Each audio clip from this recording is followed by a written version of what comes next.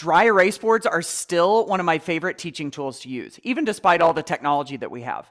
I love to use them for student practice, where students answer quick questions on them, but I also love them for direct instruction too.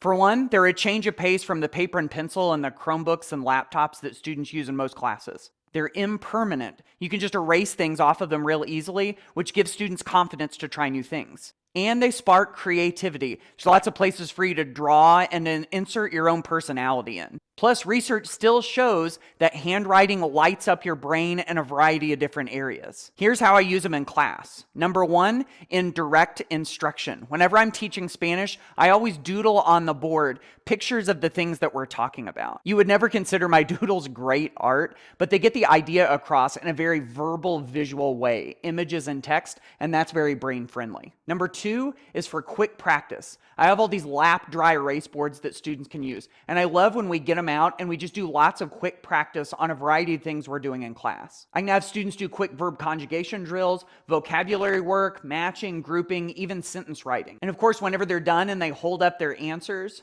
they get quick feedback from me, but I also use it as a formative assessment to see how well they understand. Number three is to practice writing through an activity I like to call rotating stories. Here's how it works. Each student gets a segment of the whiteboards that are up all over the room on the walls. They find their segment, and then I give them a little prompt and they begin writing. When they're done with that little prompt, then they just rotate to the next segment. They just keep adding more and more to the stories as they keep rotating around the room. And whenever they're done, they get to go back to their original story and see what all their classmates added to it. We even add more fun things, like we'll illustrate the story, and then when they're done, they get to rate the final story. If you don't have lap dry erase boards, or if you don't have enough wall dry erase space, there's some things you can do. I've seen teachers have students write on the desktops of their student desks as whiteboards. You might want to test that one out first though. I've used plastic sheet protectors and then just stuck printer paper inside of them. They're kind of cheap, they're not as effective, but the price point is right. I added wall whiteboard space